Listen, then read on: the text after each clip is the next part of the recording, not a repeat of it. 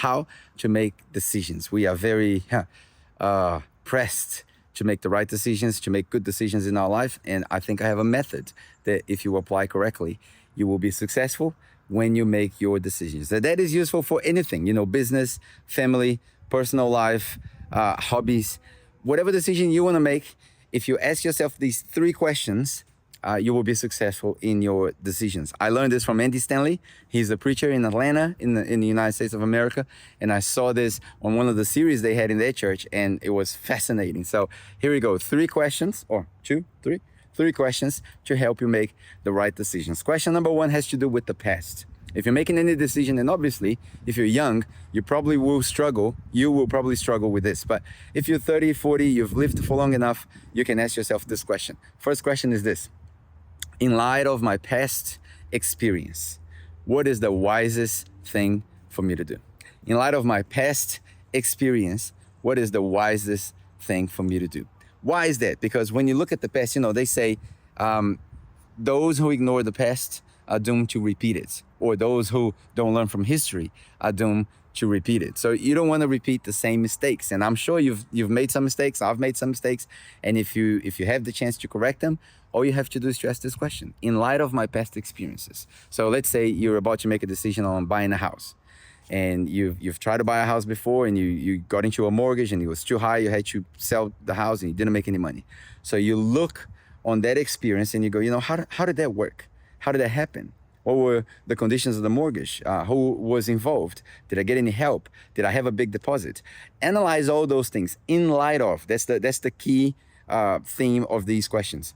In light of my past experiences, what is the wisest thing to do? Not the best thing to do, not the right thing to do, but the wisest thing to do. All right, there is wisdom in the multitude of counselors. I've done videos about it. I've made videos about this in this channel. You can go look it up. But in light of my past experience, what is the wisest thing to do? The second question has to do with the present. And I'm pretty sure if you're smart, you know where I'm going with this. But the second question has to do with the present. The question is this. In light of my present circumstances, what is the wisest thing to do? So this has saved me tons of money, energy, and time. So I remember a while ago, my wife wanted to join the gym. We've been members of this gym. And this is a simple decision, right? We've been members of this gym for like a year or so. And it costs us $40 a week each. So that's $80 a week. When you do the math, $80 a week on a month, that's about $360. $360 in a year is close to $4,000. So we were spending $4,000 on gym membership.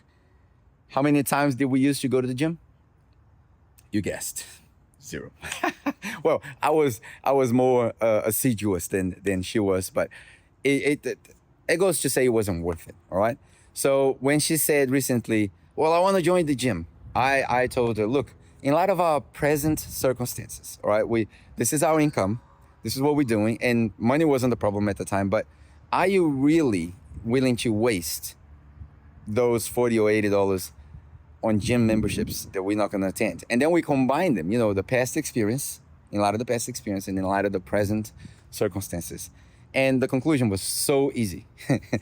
We said no. And as a matter of fact, I bought some weights and some materials for my house. And in my garage now, there is a home gym, so we can exercise at home. Now, I do my jiu-jitsu. I need to exercise. I try to keep myself in good physical shape. No, I'm not at the best shape, but that goes to say we're trying, and we're happy that way. We don't have to spend it. That was a simple decision. It could be applied for anything else. Now, here's the third question. That's the most important one. So you got in light of my past experiences. Second question, in light of my current circumstances and situation. And the third one, you guessed it, has to do with the future. In light of my future hopes and dreams, what is the wisest thing for me to do? Now, here's an interesting concept. Property. Okay, a lot of people say you have to buy a house. You have to buy a property. I don't own a property here in Australia. We own property back home in Brazil. We bought a house because we thought we were going to live in it. We have other commercial properties that we leverage, so we kind of live off that, which is great. It's amazing. It's passive income. Well, as passive as it can be. Nothing is passive in this world. But the reality is, when we look at when we look at the prices of property here in Australia, and again, I'm not making millions of dollars. If I had millions of dollars to spend, that would be a different conversation. But for people who are normal, dealing with budgets and dealing with living on a normal income, we can't complain about anything. We live in our dreams, but we also have to be wise. So when we go in light of our future hopes and dreams, and how do I determine that? Well, my wife and I, we are sold out for the gospel. We are sold out on the idea of planting churches. That's what we do. We start churches all over the world. Our church here in Australia has started 10 or 11 churches over 12 years. I wasn't part of all of those starts, but I was part of some. We were here when we started. When we moved back to Brazil, we started another church. I've been involved with many other ones, and now we came back to Australia to start more churches. In less than 15 years, we have lived in 3 different countries. We lived in New Zealand, we lived in Australia, we lived in Brazil, and now we're back in Australia. That's a lot of movement.